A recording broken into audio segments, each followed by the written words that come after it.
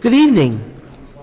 If you haven't ever been here before, welcome to our little family of fourth Friday of the month regulars. We have the audience, the players, and crew. The audience provides the laughs and applause, and the players and crew the performance. Tonight, the first show's Dead Man's Imposter is a Lone Ranger episode. The Lone Ranger is a fictional masked former Texas Ranger who fought outlaws in the American Old West with his Native American friend Tonto. The character has been called an enduring icon of American culture. Who brought him to life? The WXYZ Detroit radio station owner, George W. Trendle, or the writer of the show, Fran Stryker. The character was inspired by Texas Ranger Captain John R. Hughes, and the radio series was a hit. It spawned a series of books and a popular TV show that ran from 1949 to 1957. Credit goes to George Seaton, Eric Grazer, and Bruce Beamer, who shared the role of the Lone Ranger on radio. Clayton Moore played the TV show character. Tonto was played by John Todd and Roland Parker on radio, and on TV he was played by Jay Silverheels. He was a Mohawk from the National Indian Reservation. Clayton Moore died in 1999 at 85 years old. Our second show, The Adventures of Ozzie and Harriet, was created by Ozzie Nelson. It was launched, I don't have a date for The Lone Ranger. There was no date listed for that show on the internet. But the Ozzie and Harriet show was March 13th, 1949. It was launched on CBS on October 8th, 1944, and switched to NBC in 1949. The final years of the radio series were on ABC from 1949 to 1954. In total, 402 radio episodes were produced. This show, Income Tax, aired on March 13, 1949. This was the 5th year of the show, the year the real Nelson sons joined the cast. Before this, when they were too young to perform, their parts were played by professional actors. Other members included John Brown as Sid Thornberry, Lorene Tuttle as Harriet's mother, Bea Benaderet as Gloria, Janet Waldo as Emmy Lou, who later played the voice of Judy Jetson on the Jetsons cartoon. The Adventures of Ozzie and Harriet was a long-running television series on ABC from 1952 to 1966, starring the real-life Nelson family. The series starred Ozzie Nelson and his wife, singer Harriet Hilliard, and their young sons, David Nelson and Eric Nelson, better known as Ricky. The internet said it is the longest-running, live-action, non-animated sitcom in U.S. history. Now let's begin The Lone Ranger. No laughing. I said no laughing. Okay, here we go. Stand by.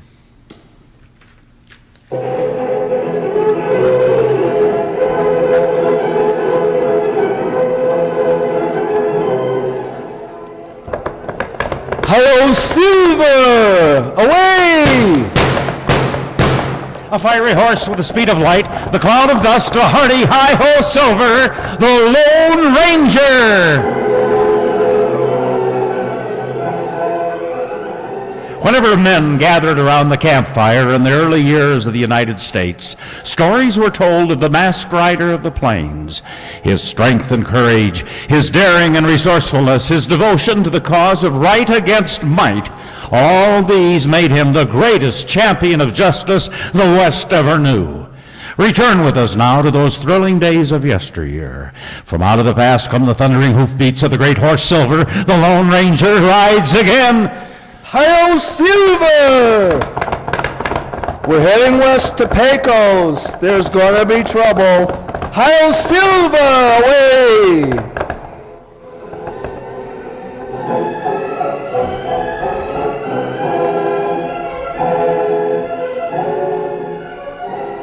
The Lone Ranger and Tonto camped in arroyo and stood beside their horses watchful, waiting as the sound of approaching hoofbeats reached their ears.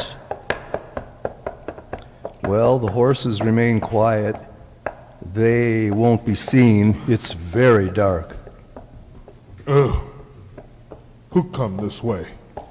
I don't know who could have missed in this part of the country. Get close now. Steady, Silver. Quiet, old boy. I don't like his way of doing things. Better let him take what he wants and keep still. I suppose you're right, but still it riles me. He can hire us or hire someone else. Sooner or later, Irwin will get what's coming to him. I wonder who they are. Two fellas. Yes, there's two of them. Who is this man Irwin they mentioned, Tano? Don't know. Thinks Irwin can send those two to jail. They must be crooks. In that case, they should be in jail. That right. The third one, whoever he is, isn't sending them there, so must be as crooked as they are. I have idea. To do what? There's a lot of food for thought in what they said, Kimosabi. In the meantime, we can see if we can find out who this Irwin is. If Mustang Meg doesn't know, nobody will.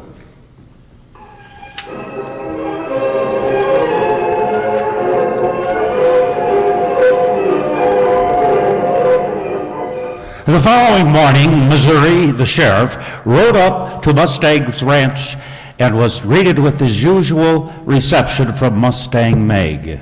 I don't care if you are the sheriff, Missouri.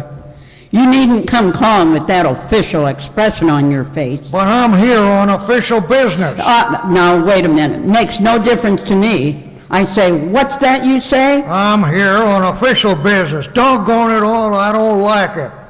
What official business, you old coot? You wouldn't know official business if it skipped right up and bit you.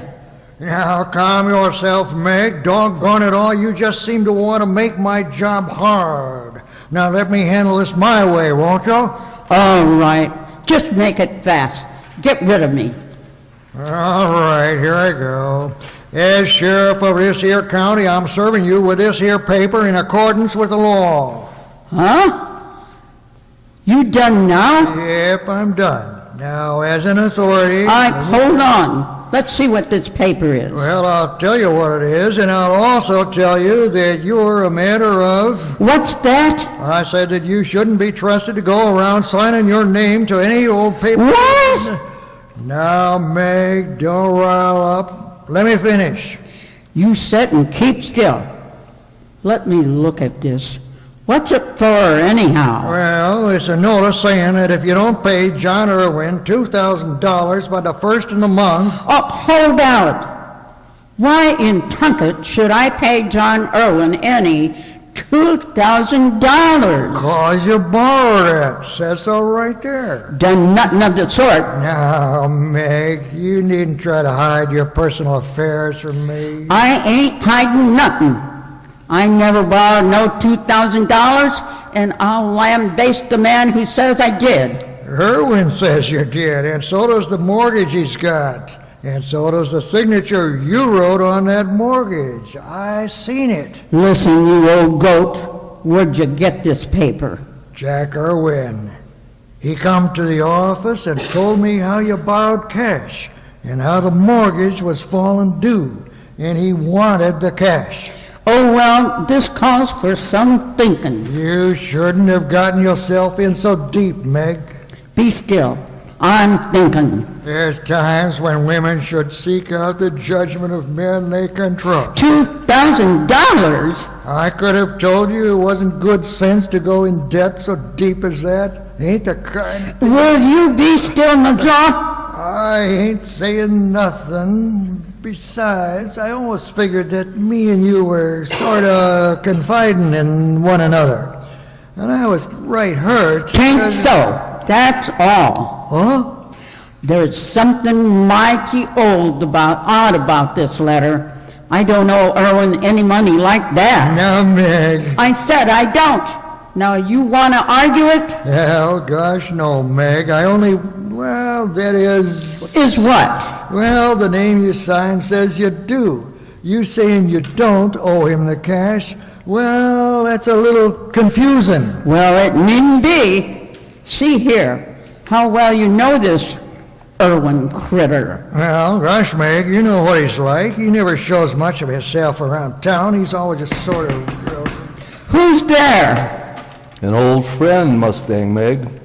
Sure has seen to it that I'll pay for that last.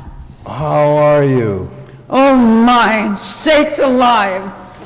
Great Scott, mister, it's good to see you. Hello, Missouri. And Tonto, too. Hiya, Tonto. Step in and sit. Missouri, get that kettle of stew on the stove.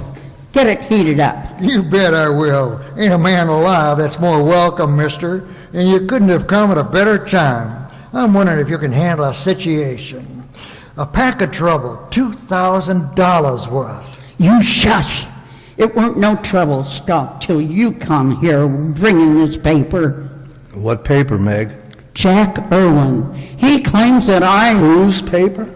Jack Irwin's. When you came west, I thought you knew him.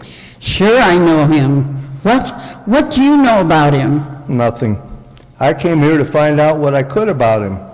Last night, Irwin's name was mentioned. Yeah? Who was talking about him? A couple of men whom I believe are crooks. It's Irwin himself that's a crook. The idea he's trying to claim that I owe him $2,000. Well, Meg, now if you don't owe him nothing... I didn't say that. I do owe him something, $200, and I'm ready to pay it to him. Then you did owe him something. Sure I did, same as lots of others has. But what I borrowed was $200, not $2,000. Then, by Juniper, I'm going to see him and get it straightened out. Now, wait a minute, Missouri. I've got to get moving and see Mr. Irwin. If he thinks he can make a fool out of me or try to pull something on Mustang Meg while I'm around, he got more thinking to do. I'll see you all later. Mustang Meg, perhaps you can give us some help. I'd sure like some help myself. I don't savvy this at all. Irwin seems to have gotten together with some crooks. I gathered from what I heard that he was putting over a deal that would mean a lot of money to him. Can't stand it. Mr. Irwin's always seemed like a real good sort to me. Never knowed him very well. But then again, I'd say he was first rate. Yeah, he's well thought of in town. Oh yeah, he had plenty of cash. He's always been willing to lend a little here and then there where he could tide folks over for a spell. It tain't like him to try a low-down ornery trick like he's doing. I see. Where does he live? In town. Why, no, but tell me... You can't miss his house, about the biggest in the town. It's all painted up with white. It's the first place you see riding from his north part of town, just this side of the church. No, very well. Hey, what you gonna do? I'll see you later. I want to speak to Jack Irwin. Come on, Tano, we're heading for town. All right. Missouri, plenty mad. We'll ride slow enough. We'll let him get to Irwin's first. Come on, Silver.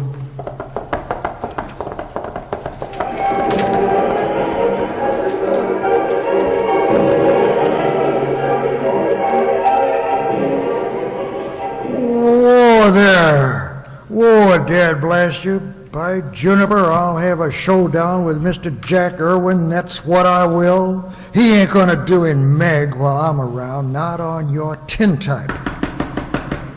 Open up there, Irwin. It's the sheriff come out to see you.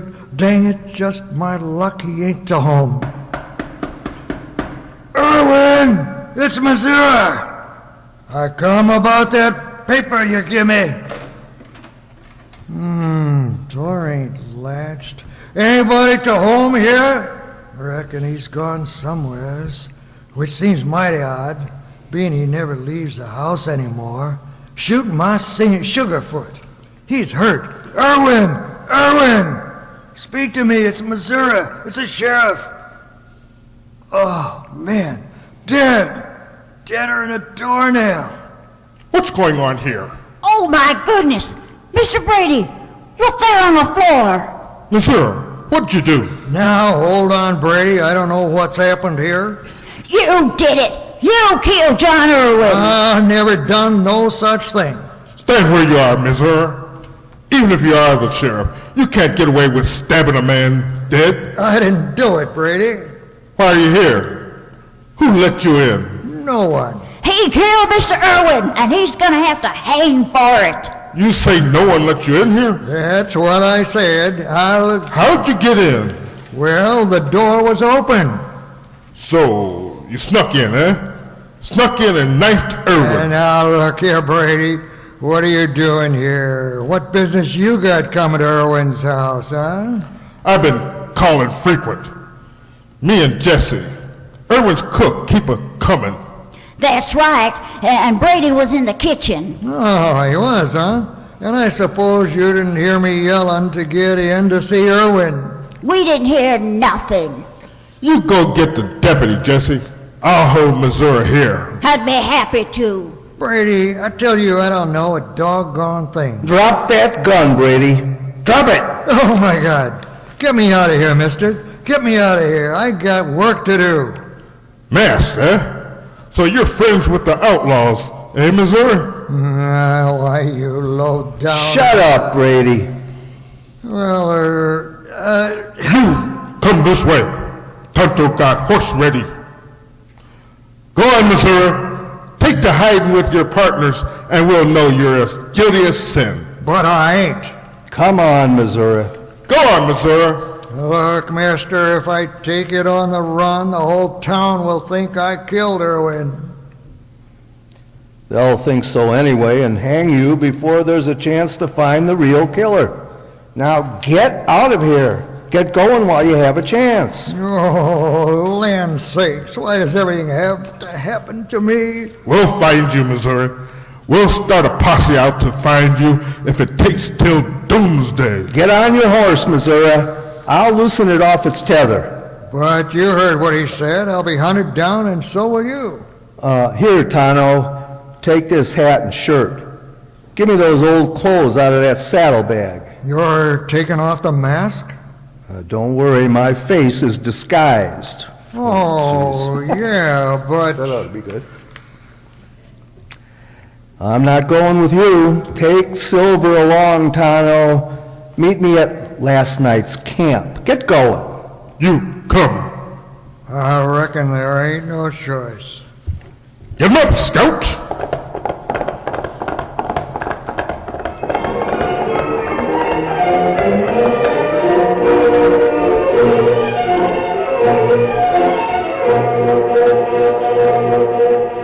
A short time later, the Lone Ranger re-entered the Irwin home and found Brady and Jesse still there.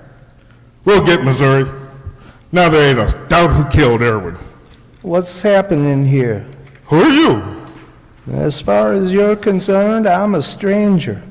What's happened to this man? He's murdered. Can't you see? You solved the murder? Well, same as. We got here right after. Found the sheriff himself standing over the corpse with a knife in his hand. Is that so? Where is he now? He had a couple of pals that came and took him to hiding. Now, why would he murder this man? Jesse can tell you. Because Mr. Irwin held the mortgage on the ranch that Mustang Meg owned. And she's a friend of old Missouri, and Missouri knew she couldn't meet the mortgage. Good motive and everything, huh? I'm going after the deputy and form a posse. Now, wait just a minute. What? Aren't you being too hasty? There ain't no time to lose. But if Missouri didn't commit this murder, you'll chase him while the real killers escape. What? It was Missouri, all right. It has to be. He's the killer, and as soon as he's found, he'll hang. Brady means what he says, mister. Yes, I'm afraid he does.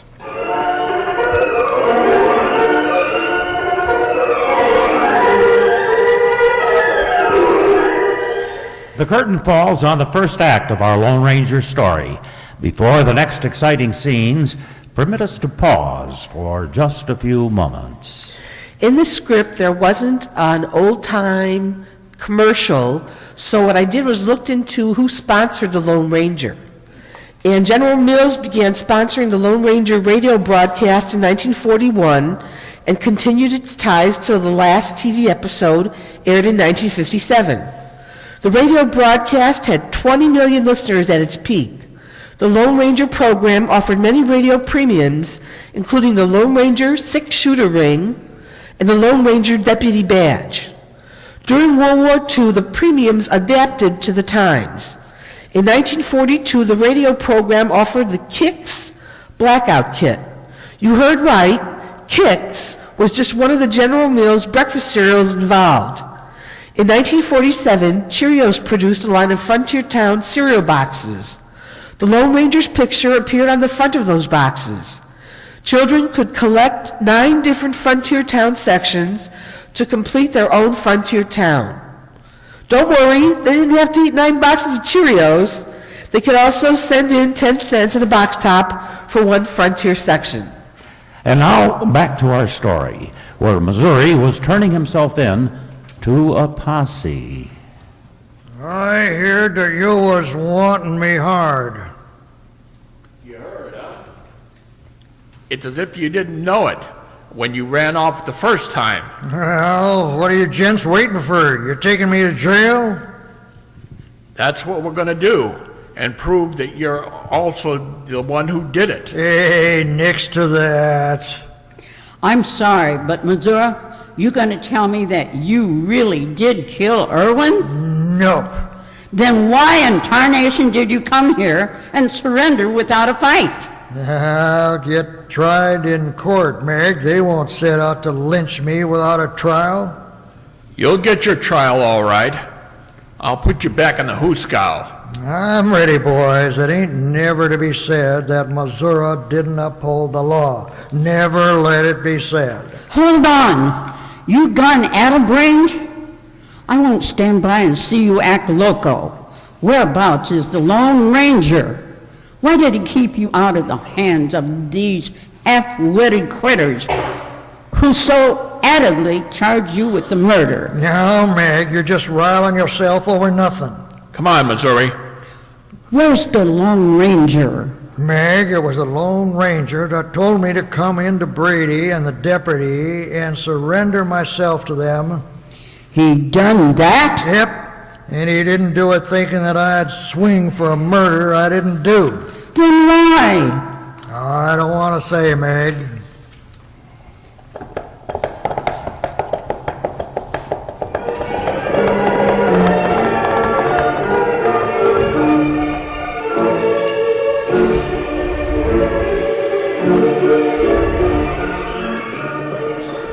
With Missouri in jail, the Lone Ranger and Tonto ride toward a cave some distance from town.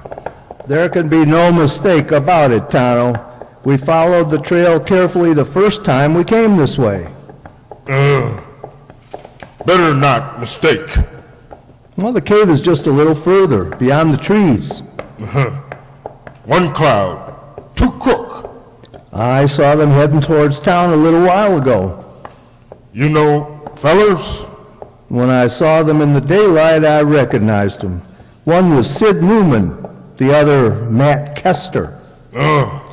I once wanted both of them for a holdup in San Mateo County. That a long way from here. That's why they think they're fairly safe here. Oh, there's the cave. We'll dismount here.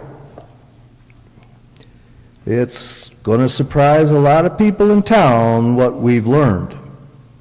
He big surprised. Keep your gun handy in case there's members of the gang that we don't know about. Gun ready, Kemosabe. Now step in. Ready? Now, It's all right. He's alone. Tonto, look.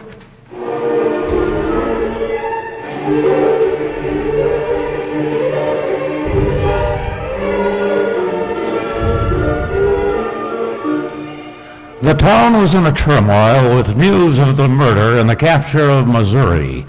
Then, two men appeared with a claim that caused a new sensation. We've got a note here. I reckon you'd agree that this will from Mr. Irwin is on the level. Well, it seems that way to me. Take a look, Brady. You know his hand better than anyone else. His writing, all right. He knew he owed us money, so set it up somewhere to pay us back, even if there's some questions around the late Mr. Irwin's inheritance, according to what he said in his letter he sent to us. How did you know these two? He was dead. We was just passing through when we heard the news. That's the way of it. Your name is Newman, huh? That's me, and this here is Mr. Kester. Yes, I figure it won't take long to settle things up with us. Well, there ain't no doubt about him being dead. You two figure on settling down here? I reckon we might as well.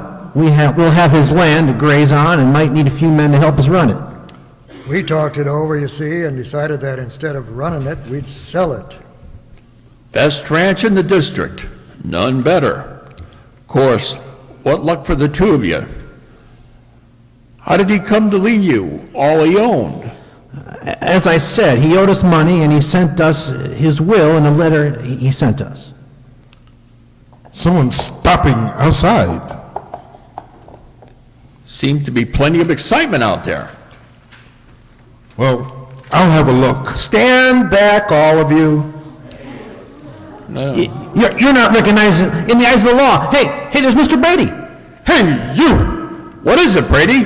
Hold your hands up and drop them guns. Come here, Sheriff. Get the drop on him. You don't need guns on us. We came here to surrender. Just keep your friends from opening fire. Come here, stranger. It's the Lone Ranger. Come on, Sheriff. Get him. I'll help you. I don't know if we're safe here. I don't like it. Let's clear out of here. We better. Where are you two going? What's it to you? Come on, Brady. Looks like you're busy here. You stay right here for the time being. We will not. We won't. Stay! Sit down there. You'll be interested in what we have to say. For a guy who's under arrest, you sure got a lot to say. You're the one who claims I'm under arrest, Brady. You'll save your story when you hear what I have to say. Those two might be the ones you want in place of Missouri, Tonto, and me. Those two? He's loco. Them's fighting words. He's calling us killers. He can't do that. Who are you two? Mr. Brady and the acting sheriff know who we are. That's all that counts. They're the ones that'll inherit the Irwin Ranch. Oh, they will, huh? How did they know it so soon after Irwin's dead? Irwin wrote him a letter and told him. He sent him a copy of his last will and testament. I see. It's like Matt said. Now we're leaving. You, sit. They'll be hanged. Tonto say, you sit there. All right. You don't have to stick a knife in me. You act like you had. Plenty to say for yourself. If I didn't have, I wouldn't have ridden here to see you, knowing that you had a posse out hunting me. Well, Missouri wouldn't have surrendered either if he hadn't felt certain that he'd be proved innocent of the murder of Jack Irwin. start talking. First of all, how do you know Jack Irwin was murdered? How? Why, great guns, we saw him dead. Well, how do you know it was Irwin you saw? Huh? How? What even? My gosh. How do I know it's Missouri that's in jail? I know, that's all. Because the dead man looked like Irwin. Isn't that the truth? Sure, and Jessie worked for him. She knew what he looked like. Tell me this, Brady. How are Jesse's eyes? Well, They can still wink. Quiet. But her eyesight is not good, is it? Well, tain't what it might be. In other words, if another man were to be dressed in the clothes of Jack Irwin and his hair and mustache fixed the same way, there might be room for doubt. You mean to say? Tonto, bring that man in. Tonto, get him. What you getting at, mister? Jack Irwin is not dead. What? It's a trick to do us out of our inheritance. You'll find out what kind of trick has been played. Hello, Brady. Who in the Sam Hill are you? My name is John Irwin. That ain't so. You aren't John Irwin. Oh, yes, I am. Those two men cut off my beard and clipped my hair short. I could prove I'm Irwin through by just recalling every event and detail in my life. Well, he talks like Irwin used to. This here's a lot of trickery. I'm not going to stand for this. Sit down and keep still. Meanwhile, hand over your guns. In a minute, you'll decide to use them. I'll kill you. Your guns! You're right, I'll shoot. I won't be taken this way. My hand! Pick up his gun, Brady. Gosh, I heard of the Lone Ranger shooting, but I never seen it before. Sit still, Matt Kester. What was that name? Matt Kester. If you'll look over the record notices from San Mateo County, you'll find both Kester and Newman are wanted. If you're interested in what these crooks planned, I'll tell you. I don't care what that should be done. Maybe Missouri should be here. Tell us the story, Irwin. Then we'll see if Missouri gets out of jail. Well, these two crooks were working with another man who called himself Irwin. The three of them came to my house while I was making out a notice to Mustang Meg, and they made me finish the notice, and then they captured me. That's the notice that Missouri took to her, huh? Yep. Then Kester and Newman took me to a cave and held me captive. I was shaved and my hair was cut. Why was that done? I didn't know at first. I was left in the cave, and then Matt and Sid went away and came back, well pleased with themselves.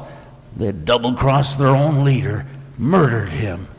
Then the sheriff, old Missouri, had arrived in time to take the blame.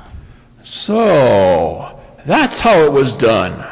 If you hadn't been so certain that Missouri was the killer, you'd have found the tracks that these two men made when they left the Irwin house. They went out the rear window. Go on, Irwin. Well, the first plan had been for this imposter to take my place. These two thought of a better scheme, though. They made me make out a will, leaving everything to them. And then they killed their leader, who was gonna kill me. But shaving him, why was that? Well, the plan was to kill me and let me be found as a stranger. Pretty slick. I told you I was making out a notice, just as a matter of form for the sheriff to take to Mustang Meg. Yes? Well, knowing Mustang Meg as I do, I made that mortgage $2,000 instead of $200. I reasoned that no matter what happened to me, Mustang Meg would make such a commotion about being overcharged that there would surely be an investigation. And I hoped that would bring the criminals to justice.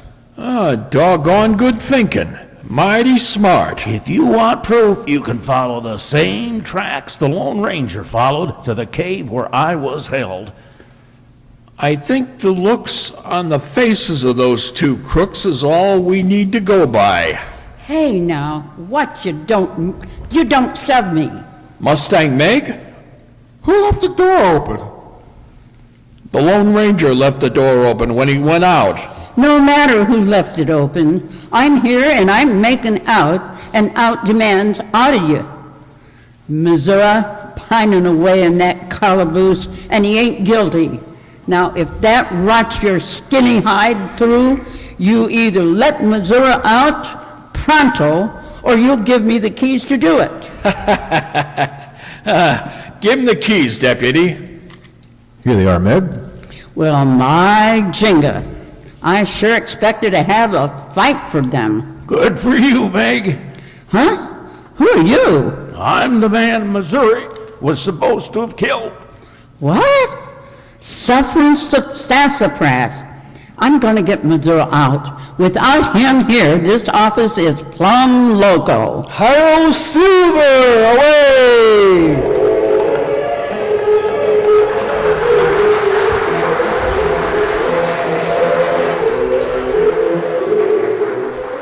The story you've just heard is a copyrighted feature of the Lone Ranger series.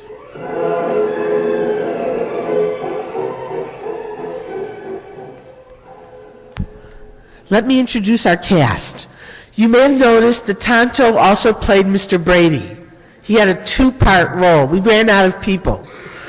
But I think the voices were different enough so you could tell who was, when he was playing who. And the mask helped too, right. The announcer was Bob Dolan, who also played the kidnapped John Irwin. Who was that masked man? That masked man was the Lone Ranger, who was played by Jay Summerfield, who also played the temporary sheriff's deputy once the Lone Ranger left the scene. Tonto, using his best Indian voice, was Andre Dixon,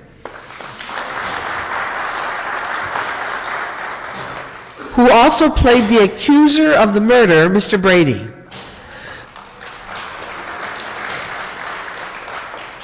Tough as Nails Mustang Meg was played by Nell Brennan.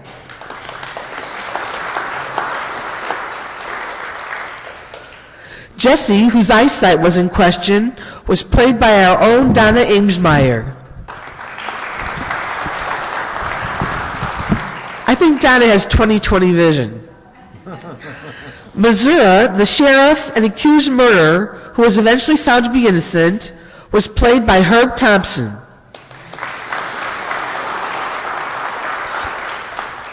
Herb also played one of the bad guys, Sid Newman, while Missouri's character was in jail. The deputy who stood in for Missouri's as sheriff while Missouri was in jail was played by Tom Dugan. And Marty McNulty, in addition to being our sound man extraordinaire, played Matt Kester, one of the bad guys, and played the man in the crowd outside the jail. Now let's start our second show with Ozzie and Harriet.